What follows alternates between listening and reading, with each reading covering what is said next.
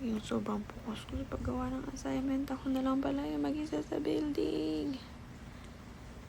I mean, wala na ako masyadong nakikitang estudyante, pero for sure, meron pa rin mga empleyado. Kasi halos bukas pa lahat ng ilaw, pero magte-3 to or 4 p.m. pa lang nito. Tapos, nasa Lynn Hall ako, which is yung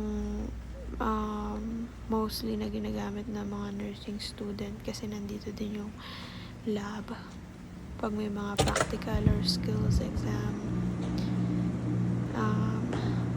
Ayun, kakatapos ko lang ng exam na to nitong araw na to, si GF or Care of Growing Family.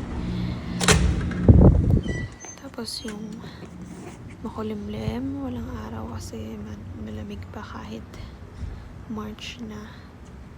Paiba-iba yung panahon. So 14 minutes away from home yung drive.